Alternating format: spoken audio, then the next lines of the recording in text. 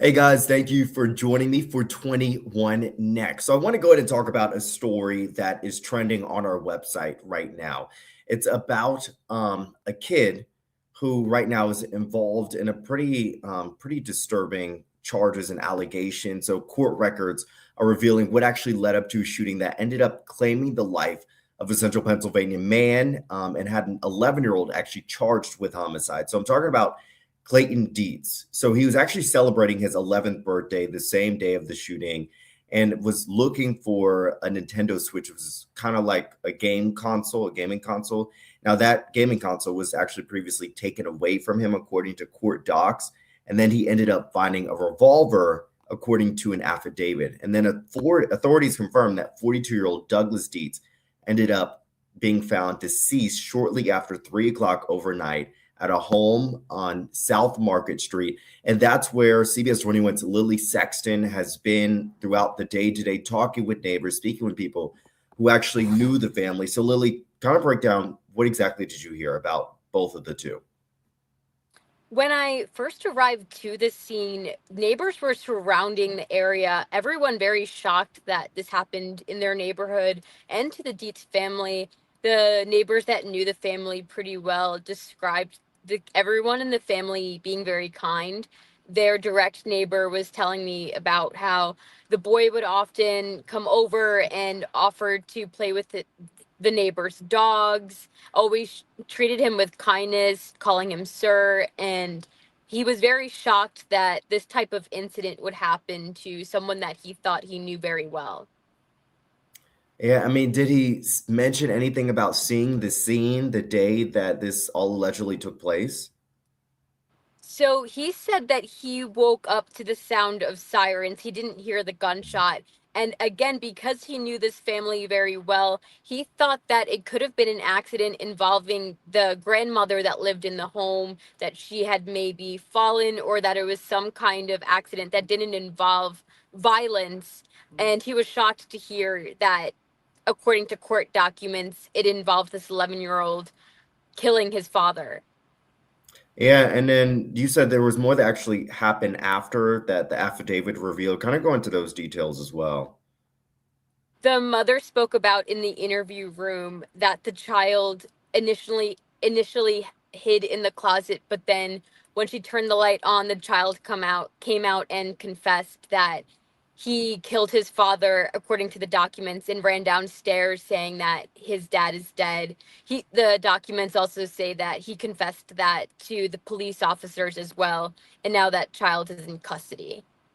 Wow. And then also court documents said that the wife tried to nudge Douglas, who is now deceased, to try to get him to wake up. And then she said she heard what sounded like water dripping, turned on the light, found it was blood. I mean, really, just the details in this affidavit are so just disturbing to even just read about.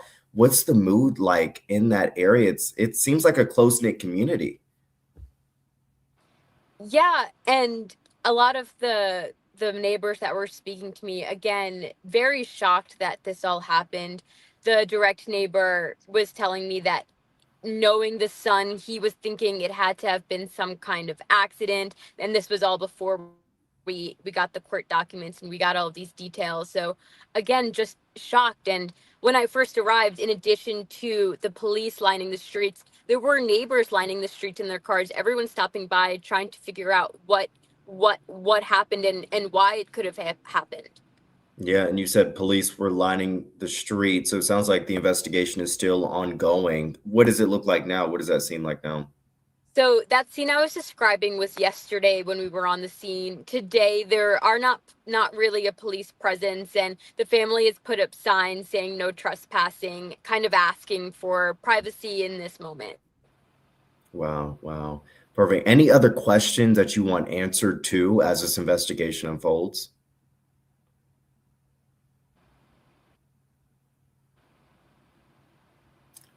Lily, any other questions that you want answers to as this investigation unfolds?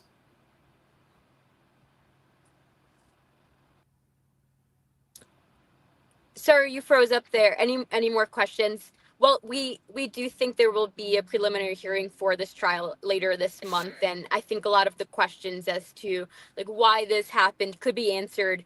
Then the child may be tried as an adult. So again, we're going to be able to have access to the details of this, and I think we'll have more of our questions answered once it enters the court system. Yeah, Clayton, we also know he was denied bail. He was taken into custody right now in connection to that shooting. So right now he is in custody. But really, I mean, just this affidavit, like I said, it was just a lot reading through it. I have it here now. Authorities also noted too that Clayton had a large contusion above his left eye and a small laceration near the middle of his lower lip as well. So we have people weighing in right now as we're talking about this online. Sarah, if you could pop up that comment again, our digital producer. This is something that has a lot of people talking. Like I said, it is trending on our website.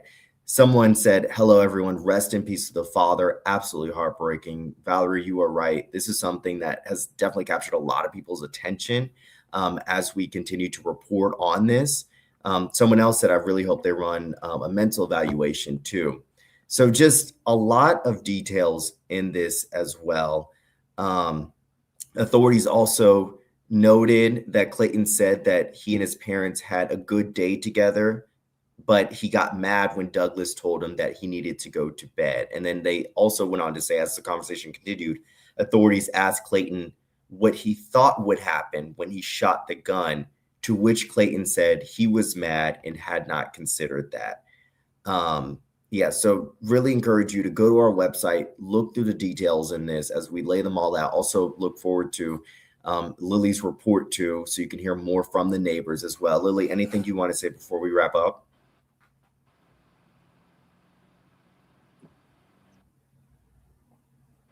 Okay, it seems like we're having some technical difficulties. I know it's not a good connection right now where Lily is. So thank you for watching 21 Next. Make sure you join us today at 5 and 6 o'clock so you can see Lily's full story on her story today after she spoke with neighbors who knew both the victim and also the suspect in this case. Have a great day.